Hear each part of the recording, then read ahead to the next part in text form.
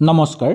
16 March সোমবাৰে সন্ধ্যা 6:13 চন্দ্ৰ কুম্ভ ৰাশিত প্ৰৱেশ কৰিব আৰু 18 মাৰ্চৰ 11:34 কুম্ভ ৰাশিত থাকিব। কুম্ভ ৰাশিত পূৰ্বৰে পৰা মংগলৰ অৱস্থান হৈ আছে, গতিকে চন্দ্ৰ আৰু মংগলে মিলিত হৈ মহালক্ষ্মী যোগ গঠন কৰিবলৈ গৈ আছে। এই যোগৰ ফলত বহুকেইটা ৰাশিৰ ওপৰত বহু শুভ প্ৰভাৱ পৰিবলৈ গৈ আছে, যাৰ ফলত আপোনালোকৰ সকলো মনৰ আশা পূৰ্ণ হৈ পৰিব, কৰ্মক্ষেত্ৰত সফলতা অৰ্জন কৰিব পাৰিব আৰু প্ৰচুৰ পৰিমাণে ঘৰত অৰ্থৰ আগমন হ'বলৈ ধৰিব। জ্যোতিষশাস্ত্ৰৰ অনুসৰি এনে যোগ অহাৰ ফলত আপোনালোকে বহুকেইটা শুভ ফল পাবলৈও সক্ষম হ'ব। আহক তেনেহ'লে আমি সুন্দৰভাৱে জানি লওঁ কি জাতক জাতিকাসকলৰ ওপৰত মহালক্ষ্মী যোগ গঠন হ'বলৈ গৈ আছে। যদি ভিডিঅ'টো ভাল লাগে লাইক এটা কৰি আমাৰ মনোবল বঢ়াব আৰু আপোনালোকৰ বন্ধুবৰ্গৰ লগত শ্বেয়াৰ কৰি তেওঁলোককো উপকৃত কৰিব। 1 নম্বৰটো মেঘ ৰাশি। মেঘ ৰাশিৰ জাতক জাতিকাসকলৰ একাদশ স্থানত এই যোগ গঠন হ'বলৈ গৈ আছে। এই যোগৰ ফলত আপোনালোকৰ আয় মাত্ৰা বৃদ্ধি পাবলৈ ধৰিব। সামাজিকভাৱে আপোনালোকে প্ৰতিষ্ঠা লাভ কৰিবলৈ সক্ষম হ'ব। আপোনালোকৰ ইচ্ছা পূৰণ হোৱাৰ লগে লগে মানসিক শান্তি লাভৰ প্ৰবল যোগ দেখিবলৈ পোৱা যাব। শিক্ষাৰ ক্ষেত্ৰত আপোনালোকৰ শুভ হ'ব। পৰিয়ালৰ লগতো ভাল সময় অতিবাহিত কৰিব লাগিব বা অতিবাহিত কৰিব পাৰিব। আত্মবিশ্বাস আপোনালোকৰ বৃদ্ধি পাবলৈ ধৰিব। ভ্ৰমণৰ প্ৰবল শুভ যোগ নামি অহা দেখিবলৈ পোৱা যাব। ব্যৱসায়িক বাণিজ্যৰ লগত জড়িত লোকসকলৰ আৰ্থিকভাৱে প্ৰচুৰভাৱে উন্নতি হোৱাৰ যোগ দেখিবলৈ পোৱা যায়। দাম্পত্য জীৱনতো অনুকূল প্ৰভাৱ দেখিবলৈ পাব। সন্তানক লৈ আনন্দিত তথা গৰ্ব কৰিব পাৰিব। পাবলগীয়া অৰ্থ আপোনালোকে ঘূৰাই পাবলৈ সক্ষম হ'ব। নতুন নতুন সুযোগ সুবিধা আপোনালোকৰ ঘৰলৈ অহা দেখিবলৈ পোৱা যায়। নতুনকৈ কিবা কামৰ কাৰণে যদি আপোনালোকে সাজু হৈ আছে, তেনে ক্ষেত্ৰত আপোনালোকৰ মনৰ আশা পূৰ্ণ হৈ পৰিব আৰু পৰিকল্পিত কামো সম্পূৰ্ণ হৈ পৰাৰ যোগ দেখিবলৈ পোৱা যায়। নতুনকৈ কিবা কাম হাতত ল'ব বিচাৰিলেও আপোনালোকে নিঃসন্দেহে ল'ব পাৰিব। আত্মবিশ্বাস আপোনালোকৰ বৃদ্ধি পাবলৈ ধৰিব। এটাৰ পিছত আনটো ঘৰলৈ সুযোগ আহিব। বিয়া বাৰুৰ ক্ষেত্ৰত প্ৰবল শুভ যোগ আপোনালোকৰ নামি অহা দেখিবলৈ পোৱা যায়। ঘৰুৱা পৰিৱেশত আপোনালোকৰ শত্ৰুৰ পৰাক্ৰম ধ্বংস হৈ পৰিব, লগতে ঘৰত মূল্যৱান সম্পদ অহাৰ প্ৰবল সম্ভাৱনা আছে। 2 নম্বৰ ৰাশিটো হ'ল সিংহ ৰাশি। সিংহ ৰাশিৰ জাতক জাতিকাসকলৰ মংগলৰ চন্দ্ৰৰ যোগ বৃদ্ধি পাবলৈ গৈ আছে, যাৰ ফলত আপোনালোকৰ আত্মবিশ্বাস বৃদ্ধি পাবলৈ ধৰিব। পাৰিবাৰিক সংঘাত দূৰ হ'বলৈ ধৰিব। চাকৰিৰ ক্ষেত্ৰত নতুন সুযোগ সুবিধা আপোনালোকে লাভ কৰিব পাৰিব। সিদ্ধান্ত লোৱাৰ ক্ষমতা আপোনালোকৰ বৃদ্ধি পাবলৈ ধৰিব। মানসিক শক্তিৰো বৃদ্ধিৰ যোগ দেখিবলৈ পোৱা যাব পাৰে। ঘৰুৱা কামত প্ৰচুৰভাৱে উন্নতি কৰিব পাৰিব। ওচৰ চুবুৰীয়াৰ লগত সম্পৰ্ক অনুকূল হৈ পৰিব। আপোনালোকৰ জীৱনত চলি থকা বহুকেইটা সমস্যা আপোনালোকৰ সমাপ্ত হৈ পৰিব বা সেই সকলোবোৰ সমস্যা আপোনালোকে সমাপ্ত বা সমাধান কৰি ল'ব পাৰিব। ঠিকা টুকলি কৰা লোকসকলে নতুন কামৰ লাভ কৰিব পাৰিব। কৰ্মৰ জীৱনৰ লগত জড়িত লোকসকলৰ কাৰণে আত্মবিশ্বাস বৃদ্ধি পাবলৈ ধৰিব। নতুনকৈ ঘৰত মাংগলিক অনুষ্ঠান অনুষ্ঠিত কৰিব বিচাৰিলে আপোনালোকে সুন্দৰভাৱে পাৰিব। ভাই ভনীৰ লগত লাগি থকা সংঘাত আপোনালোকৰ দূৰ হ'বলৈ ধৰিব। চাকৰি বিচাৰি থকা লোকসকলৰ কাৰণে অত্যন্ত শুভ যোগ নামি আহিব পাৰে এই সময়খিনিত, কাৰণ আপোনালোকৰ ভাল যোগ নামি আহিছে। মনে বিচৰা আপোনালোকৰ কৰ্ম লাভ কৰিব পাৰিব। দাম্পত্যৰ ক্ষেত্ৰতো সুখ শান্তি বৃদ্ধি পাবলৈ ধৰিব। ভৱিষ্যতৰ কাৰণে আপোনালোকে নতুন সুযোগ বিচাৰি পাবলৈ সক্ষম হ'ব, কাৰণ এই সময়ত ভাগ্যই আপোনালোকক বহুকেইটা ক্ষেত্ৰত সহায় কৰিব। 3 নম্বৰটো কন্যা ৰাশি। কন্যা ৰাশিৰ জাতক জাতিকাসকলৰ কাৰণে এই সময়খিনি অত্যন্ত শুভ বুলি মনা গৈছে।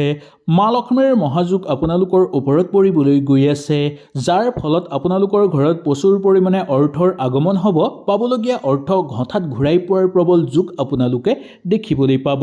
কাৰ্যকৰী পৰিকল্পনা প্ৰচুৰভাৱে সিদ্ধি হৈ পৰিব। আনৰ পৰা সহায় সহযোগিতা লাভ কৰিব পাৰিব আৰু কৰ্মক্ষেত্ৰতো সহযোগীৰ পৰা পূৰ্ণ সহায় লাভ কৰিব পাৰিব। আপোনালোকে ৰৈ থকা ধন আদায় কৰি লোৱাৰ প্ৰবল যোগ দেখিবলৈ পোৱা যাব। নতুনকৈ ঘৰত যদি গাড়ী মটৰ ক্ৰয় কৰিম বুলি আপোনালোকে ভাবি আছে, এই সময়খিনি আপোনালোকৰ কাৰণে অত্যন্ত শুভ বুলি মনা গৈছে। সন্তান আৰু ধৰ্মীয় ক্ষেত্ৰত আপোনালোকৰ অনুকূল হিচাপে পাৰ হ'ব। প্ৰেমত শুভ হ'ব আৰু ভ্ৰমণ কৰিব বিচাৰিলেও আপোনালোকে অনুকূলভাৱে ভ্ৰমণ কৰাৰ প্ৰবল সম্ভাৱনা নামি আহিব। 4 নম্বৰটো কুম্ভ ৰাশি। কুম্ভ ৰাশি জাতক জাতিকাসকলৰ আৰ্থিক স্থিতি পূৰ্বতকৈ আপোনালোকৰ ভাল হৈ পৰিব। আইৰ নতুন পথ মুকলি হৈ পৰাৰ প্ৰবল যোগ আছে।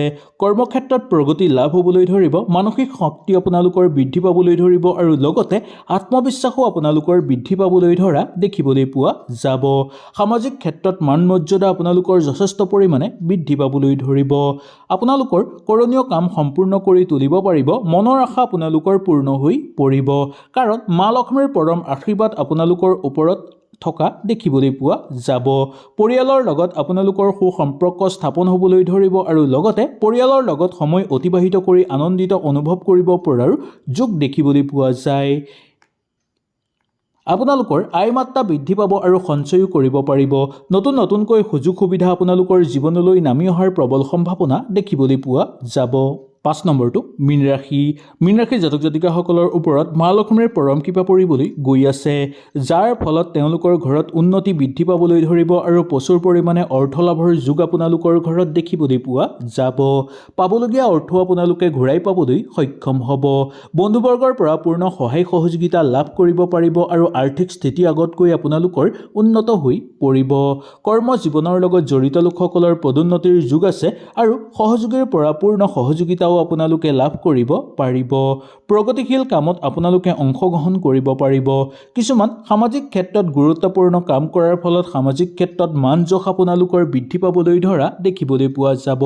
কিবা কাৰণত যদি বহু সময় ধৰি আপোনালোকে কিবা কাম কৰিব পৰা নাছিল, বহু দিনৰ পৰা চেষ্টা কৰাৰ পিছতো সেই কাম সম্পূৰ্ণ হোৱা নাছিল, তেনেহ'লে সেই কাম সম্পূৰ্ণ হৈ পৰিব। কাৰ্যকৰী পৰিকল্পনা সিদ্ধি কৰিবলৈ আপোনালোকে ইচ্ছা কৰিলে সুন্দৰভাৱে সেই পৰিকল্পনা সিদ্ধি কৰিবলৈ চেষ্টা কৰিব পাৰে। ঘৰত নতুনকৈ মাংগলিক অনুষ্ঠান কৰিব বিচাৰিলে সুন্দৰভাৱে আপোনালোকে অনুষ্ঠিত কৰিব পাৰিব। চাকৰিয়ালসকলৰ কাৰণে কৰ্মব্যস্ততা বৃদ্ধি পাব যদিও ঘৰুৱা ক্ষেত্ৰত কিছুমান নতুন সুযোগ লাভ কৰিবলৈ সক্ষম হোৱা দেখিবলৈ পোৱা যাব। মানসিক শান্তি আপোনালোকৰ বৃদ্ধি পাবলৈ ধৰিব। সিদ্ধান্ত লোৱাৰ ক্ষেত্ৰত আপোনালোকে অনুকূল প্ৰভাৱ গঠন কৰিব পাৰিব। পৰিয়ালবৰ্গৰ মাজত সুশান্তি বৃদ্ধি পাবলৈ ধৰিব আপোনালোকৰ। মেঘ ৰাশি জাতক জাতিকাসকলৰ একাদশ স্থানত এই যুগ গঠন হ'বলৈ গৈ আছে। এই যুগৰ ফলত আপোনালোকৰ আয় মাত্ৰা বৃদ্ধি পাবলৈ ধৰিব। সামাজিকভাৱে আপোনালোকে প্ৰতিষ্ঠা লাভ কৰিবলৈ সক্ষম হ'ব। আপোনালোকৰ ইচ্ছা পূৰণ হোৱাৰ লগে লগে মানসিক শান্তি লাভৰ প্ৰবল যোগ দেখিবলৈ পোৱা যাব। শিক্ষাৰ ক্ষেত্ৰত আপোনালোকৰ শুভ হ'ব। পৰিয়ালৰ লগতো ভাল সময় অতিবাহিত কৰিব লাগিব বা অতিবাহিত কৰিব পাৰিব। আত্মবিশ্বাস আপোনালোকৰ বৃদ্ধি পাবলৈ ধৰিব। ভ্ৰমণৰ প্ৰবল শুভ যোগ নামি অহা দেখিবলৈ পোৱা যাব। ব্যৱসায়িক বাণিজ্যৰ লগত জড়িত লোকসকলৰ আৰ্থিকভাৱে প্ৰচুৰভাৱে উন্নতি হোৱাৰ যোগ দেখিবলৈ পোৱা যায়। দাম্পত্য জীৱনতো অনুকূল প্ৰভাৱ দেখিবলৈ পাব। সন্তানক লৈ আনন্দিত তথা গৰ্ব কৰিব পাৰিব। পাবলগীয়া অৰ্থ আপোনালোকে ঘূৰাই পাবলৈ সক্ষম হ'ব। নতুন সুযোগ সুবিধা আপোনালোকৰ ঘৰলৈ অহা দেখিবলৈ পোৱা যায়।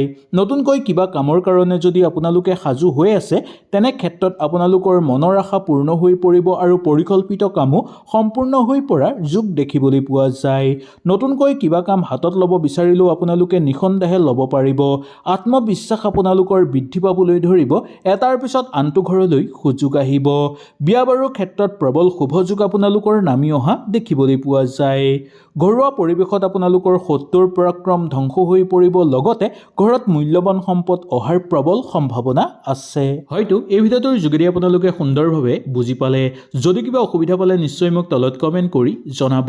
তেনেহ'লে আজিলৈ আপোনালোকৰ ওচৰৰ পৰা বিদায় লৈছোঁ। কালিলৈ পুনৰ আপোনালোকক লগ পোৱাৰ প্ৰতিশ্ৰুতিৰে আজিলৈ নমস্কাৰ।